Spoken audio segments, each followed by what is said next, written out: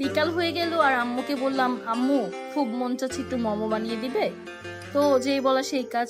মা যেটা করলো, প্রথমে চিকেন গুলোকে কিমা করে নিল, তারপর সেখানে গোলমরিচের গুঁড়ো, তারপর আদা রসুন গুঁড়ো এবং জিরা বাটা, এগুলো সবকিছু একসাথে দিয়ে দিল ওই কিমার সাথে।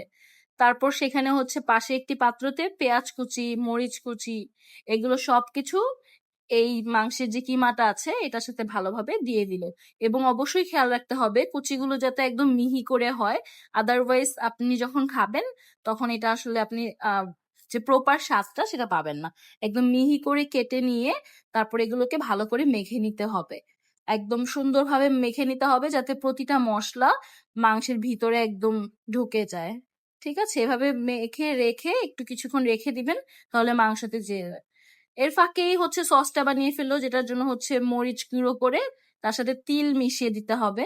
এবং তিল এবং যে মরিচের গুঁড়োটা আছে এটার সাথে একটু লবণ, একটু চিনি এবং পাশে একটি পাত্রতে একটু রসুন কুচি করে রেখেছিল, তো সেগুলোকে সবকিছু একসাথে দিয়ে আরেকটা পাত্রতে যেটা করলো, একটু তেল গরম করে ওখানে একটু রসুন দিয়ে এটাতে একটা বাগারের মতো দিয়ে দিল।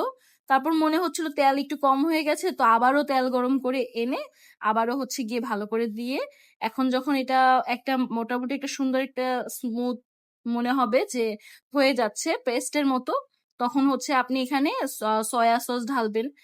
দেখতেই পাচ্ছেন যে আবারও তেল অ্যাড করার পরে যেটা করলো যে এবার আমরা ভালো করে নাড়িয়ে নিচ্ছি এবং হচ্ছে একটু সয়া সস এখন অ্যাড করে দিব এটার সাথে। এটা করলে হচ্ছে যেটা হবে সেটা হচ্ছে চিলি অয়েল, চিলি অয়েলের যে রেসিপিটা, এটা হচ্ছে প্রপার চিলি অয়েলটা একদম এক্স্যাক্টলি রেস্টুরেন্টে সেম এই চিলি অয়েলটা অ্যাকচুয়ালি ইউজ করা হয়। ঠিক আছে, আপনি যদি এভাবে করে মেক করতে পারেন তাহলে দেখবেন এক্স্যাক্ট টেস্টটা এসেছে।